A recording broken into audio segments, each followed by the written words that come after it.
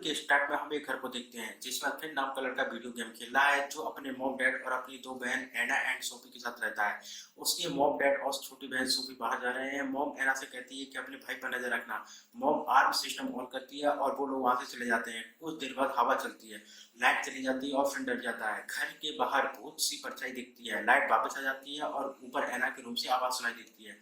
फिर ऊपर जाता है, एना को आवाज लगाता है और एना रूम से बाहर आती है, जिसके मुंह पर खून लगा होता है और हाथ में चाकू होता है और वह फिन को मुंह खोलने को कहती है। ये देखकर फिन बहुत डर जाता है। एना को किसी की आवाज सुनाई देती है और एना का माइंड डाइवर्ट हो जाता है और इतने में ही चाकू को फिन ले लेता है। वो दोनों कार में बैठकर घर से बाहर भाग जाते हैं। ऐसा लग जाता है जैसे कोई उनका पीछा कर रहा हो। एना को कोई पीछे की ओर खींचता है। उनकी कार ब्रिज पर रुक जाती है। एना ब्रिज पर रेले की दूसरी ओर चली जाती है और फिन को भी बुला लेती है। फिर वो ब्रिज से नीचे लटक जाती है और साथ ही फिन का पैर पकड़कर उसे भी नीचे खींचती है। फिर एना के मुंह पर पैर से बार करता है, जिससे एना नीचे की ओर गिर जाती है। फिर वहाँ पुलिस आ जाती है। कुछ देर बाद फिन के मॉम डैड भी आ जाते हैं। फिन के डैड फिन के हाथ में चाकू देखते हैं। वो उससे पूछते हैं कि तुम्हें चोट लगी है क्या, लेकिन फिन सदमे में होने की वजह से डैड को कोई जवाब नहीं देता है। उसके बाद फिन और उसके डैड दोनों एना की बॉडी के पास जाते हैं। फिन एना की बॉडी देखकर बेहोश हो जाता है और इसी के साथ सीन चेंज होता है। हम देखते हैं कि फिन अब बहुत बड़ा हो चुका है और एक हॉस्पिटल में उसका चेकअप चल रहा है। डॉक्टर स्टिंग उसे बताती हैं कि उस सदमे ने तुम्हारे ब्रेन के ज्यादातर हिस्सों को खराब कर दिया है। अब तुम्हारी सेहत पहले से 15% ज्यादा खराब है। उसके बाद फिन की मॉम वहां आ जाती है। डॉक्टर फिन को जाने को कहती है। उसके बाद फिर सीन चेंज होता है। फिन और सोफी कॉलेज जाते हैं, जहाँ सोफी अपने दोस्त रॉमिन से मिलती है और उसे किस करती है। उसके बाद फिन समीरा को देखता है। वहाँ फिन की दोस्त लीना आ जाती है। वो उसे बताती है कि ग्रेजुएशन होने में 6 महीने बाकी, इतने समय में तुम समीरा को सेट कर लो। तभी वहाँ पर लेंडर आ जाता है। वो उन सभी को रात में होने वाली पार्टी के बारे में बताता है। उसके बाद उन सभी को एक क्लास में दिखाया जाता है, जहाँ पर प्रोफेसर ऑफियोपोडिसेप्स नामक परजीवी फंगस के बारे में बताते हैं, जो अत्यधिक विशिष्ट तरीके से प्रेजेंट करता है। ये फंगस होस्ट के शरीर में प्रवेश करता है और फिर उसके मस्तिष्क में चला जाता है और मेजबान के शरीर को नियंत्रित करता है।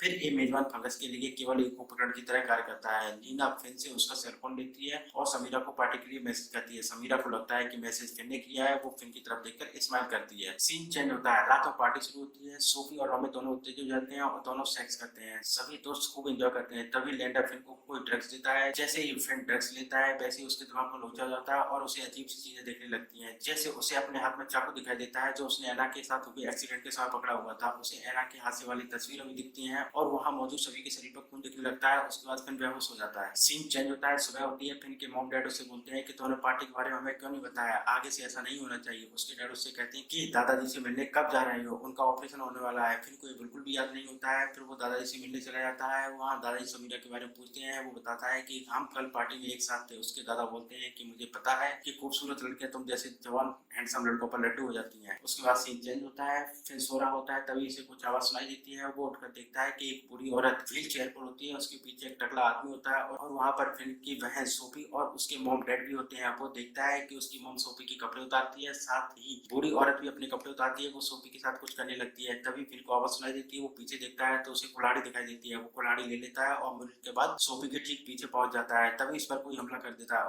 उसके बाद हॉस्पिटल में उसकी आंख खुलती है। वहाँ उसकी मॉम उसे बताती है कि तुम टेरेस पर बेहोश पड़े थे, मुझे लगा था कि नींद में चलने की तुम्हारी बीमारी ठीक हो गई है। फिर उनसे रात में आए गेस्ट के बारे में पूछता है, पर वो लोग गेस्ट आने की बात से इनकार कर देते हैं। फिर परेशान होकर चला जाता है। इसके बाद सीन चेंज होता है। फिर घूम रहा होता है। उसे सोफी के कमरे में डरावनी आवाज सुनाई देती है। जब वो सोफी के कमरे में जाता है तो चेंजिंग रूम के गेट से सोफी को डरावनी हालत में देखता है। जब वो गेट खुलता है तो वह बिल्कुल ठीक देखती है, तो वह और भी ज्यादा परेशान हो जाता है। जब वह कॉलेज में लीना से मिलता है तो उसे बताता है कि सोफी 18 साल की हो गई है और एना के साथ जब वासु हुआ था तब वो भी 18 साल की थी, इसलिए मुझे डर है कि सोफी को कुछ हो न जाए। फिर वो सभी फिजिकल क्लास में चले जाते हैं, जहाँ सोफी रोप पर चढ़ रही थी। तभी उसके नाक से खून निकलने लगता है और वो नीचे गिरकर बेहोश हो जाती है। सीन चेंज होता है। सोफी घर पर मॉम और फिन से बात कर रही थी। तभी रोमिन सोफी से मिलने आता है, लेकिन सोफी मिलने से इनकार कर देती है। रोमिन की बहुत विनती के बाद भी वो उससे नहीं मिलती है। उसके बाद रात में जब सोफी सो रही थी तब फिन बेसबॉल बैट लेकर उसके रूम में घूमने लगता है। सोफी जाग जाती है। फिन सोफी से कहता है कि मैं देखकर बता सकता हूँ कि तुम ठीक नहीं हो। सोफी उससे कहती है कि तुम मुझे डरा रहे हो और मेरे रूम में बेसबॉल बैट लेकर तुम घूम रहे हो। फिन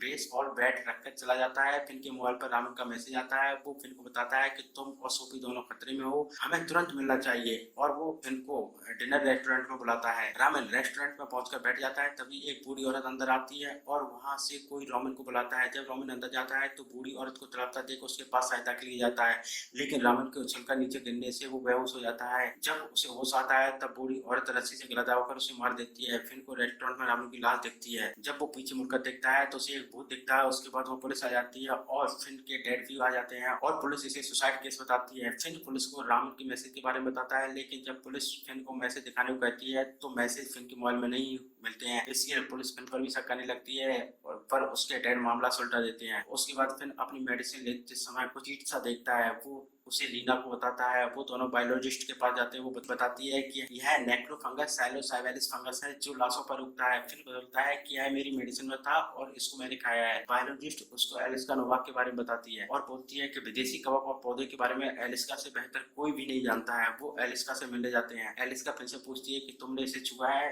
वो बताता है कि मैंने और मेरी बहन ने इसे खाया है, ये मेरी मेडिसिन में था। एलिस्का फिर से परछाई के बारे में पूछती है। वो फिन का हाथ पकड़ती है तो फिन के मुंह से वो फंगस निकलती है। फिर बताता है कि उसके जुड़े बहन की तबीयत ठीक नहीं है। एलिस्का उसे चोट का निशान दिखाकर कहती है कि ऐसी चोट तुम्हारी बहन को पहुंची है क्या, और वो फिन से उसके पास चलने के लिए कहती है। लेकिन फिन झाड़ फूक पर विश्वास नहीं करता था, इसलिए वो वहां से दादाजी से मिलने हॉस्पिटल चला जाता है। जिनकी हालत बहुत सीरियस थी और उनका ऑपरेशन होने वाला था। दादाजी के ऑपरेशन थिएटर में जाते ही फिन को वैसा ही को डरावनी चीजें देखने लगती हैं। ठीक होते ही वो एलिस्का को कॉल करके घर पर बुला लेता है। लीना को भी आने के लिए मैसेज करता है। घर जाकर देखता है कि समीरा पहले से उसका वेट कर रही थी। उसके मॉम डैड दादाजी से मिलने हॉस्पिटल के लिए निकल जाते हैं। उसके बाद वहां पर एलिस्का और उसके बेटा जूरी भी आ जाता है। एलिस्का दीवार पर हाथ रखकर पूछती है कि यहाँ पर क्या है। फिर बताता है कि यहाँ सिर्फ दीवार है और एलिस्का एना के बारे में बताती है कि ये मर चुकी है। मैंने तुम्हारा हाथ पकड़ते ही इसे देख लिया था। उसके बाद सोफी के पास भी कुछ रख देती है। एलिस्का सभी को बताती है कि बीच में कोई एक शब्द भी नहीं बोलेगा और कोई उस परछाई की तरफ नहीं देखेगा। मैं उसे संपर्क करने की कोशिश करूंगी। एलिस्का उसके बाद झाड़ फूंक शुरू करती है।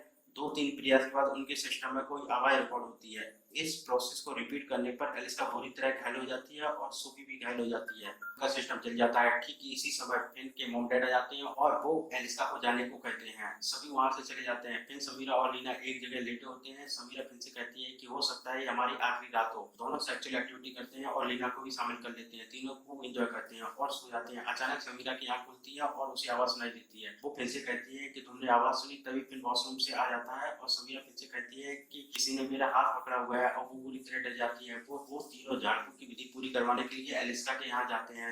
वहां जाकर पता चलता है कि एलिस्का और उनका बेटा जूडी वहां से जा चुके थे। समीरा फिन और लीना से कहती है कि हम अपने पेरेंट्स से माफी मांगते हैं और घर जाते हैं जब तक हमारे पास आगे का कोई प्लान ना हो। उसके बाद सीन चेंज होता है। फिर अपनी मॉम से मोबाइल पर सॉरी बोल रहा था। ठीक उसी समय लैंडर आ जाता है। उसके मुंह में कोई प्रॉब्लम है।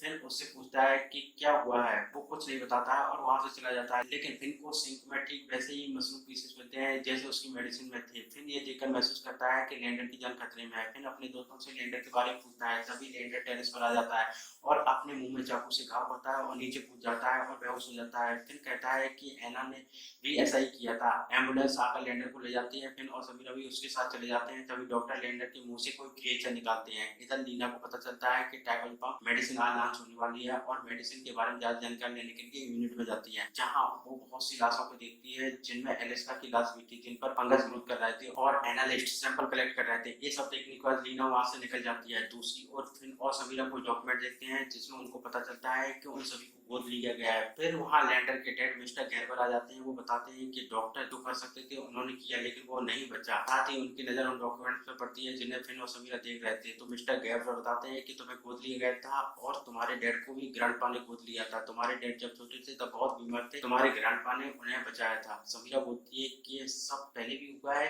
मिस्टर गैरबर बोलते हैं कि हम रईस लोग हैं, इसका हिस्सा बनना गर्व की बात है। लेकिन लैंडर ये बात नहीं समझ पाया। फिन और समीरा वहां से चले जाते हैं। तभी डॉक्टर को ग्रैंडपा के रूम की ओर भागते हुए दिखाया जाता है। वो डॉक्टर ग्रैंडपा को इंजेक्शन देता है और उनकी डेथ हो जाती है। साथ ही धोखे से फिन को भी इंजेक्शन दे देता है और उसे बेहोश कर देता है। उसके बाद फिन और समीरा को चेयर पर बना हुआ देखते हैं। फिर वहाँ डॉक्टर स्टिंग आती है और उनको देखकर दोनों हैरान हो जाते हैं। डॉक्टर स्टिंग फिन को कहती है कि आज तुम्हारे लिए खास दिन है और उसे उसी दीवार से अंदर सुरंग में ले जाती है जिस दीवार के बारे में एलिस्का ने फिन से पहले पूछा था। अंदर पहुंचते ही फिन और भी ज्यादा परेशान हो जाता है क्योंकि वहां पर उसके मॉम डैड और सोफी और डॉक्टर भी था जिसने उसे इंजेक्शन लगाकर बेहोश किया था। उसके डैड कहते हैं कि आज आप बहुत अच्छा कार्य करने जा रहे हैं, अपना शरीर हमें सौंपने का काम। वो सोफी से मेडिसिन के बारे में पूछता है। वो बताती है कि मेडिसिन हमारे शरीर को छोड़ने में मदद करती है। उसके बाद फिन को लेटा दिया जाता है। डॉक्टर उसके मुंह में एक चीरा लगाता है और उसके ग्रैंडपा को सौंप देता है जिससे उनकी आंखें खुल जाती हैं। उधर लीना आकर समीरा को आजाद करती है और दूसरी ओर फिन के साथ प्रोसेस आरंभ हो जाती है। लेकिन प्रोसेस के बीच में ही लीना मास्क लगाकर आती है और सब पर पेट्रोल डालकर आग लगा देती है और फिन को वहां से आजाद कराकर ले जाती है। साथ ही फिन के मुंह में एक क्रिएचर होता है जिसे फिन निकाल देता है और फिन घर से निकलते समय गैस ऑन कर देता है जिससे वहाँ विस्फोट होता है। समीरा कार लेकर आ जाती है, तभी वहाँ सोफी आकर कहती है कि मुझे एना की तरह मत मारने दो। फिन कार में बैठ जाता है और समीरा से कार को आगे बढ़ाने के लिए कहता है और सोफी को टक्कर मारकर निकल जाता है। समीरा फिन से कहती है कि हम कहाँ जा रहे हैं। फिन कहता है कि जहाँ मैं कोई नहीं जानता हूँ। ठीक उसी समय उसकी कार पैगने लगती है। समीरा बताती है कि गाड़ी के ब्रेक काम नहीं कर रहे हैं और सामने भूत की परछाई दिखाई देने लगती है। फिर सभी को सांस न लेने को कहता है और गाड़ी ब्रेक पर आकर रुकती है जहाँ एना की मौत हुई थी। वो लोग गाड़ी से उतरते हैं और फिर समीरा को किस करता है। लीना कहती है कि तुम दोनों का हो गया और तो चले। जाते समय टैकोजिमा का बैनर दिखता है। लीना कहती है कि अब हम किसी पर भरोसा नहीं कर पाएंगे क्योंकि मेडिसिन लॉन्च हो चुकी है। फिर कहता है क्या हमने कभी भी किया था। जैसे ही वो सभी आगे बढ़ते हैं समीरा रुक जाती है और वो पीछे मुड़कर देखती है तो कन्वर्ट हो चुकी थी और अब वो भरोसे के लायक भी नहीं थी और इसी के साथ मूवी फिनिश हो जाती है।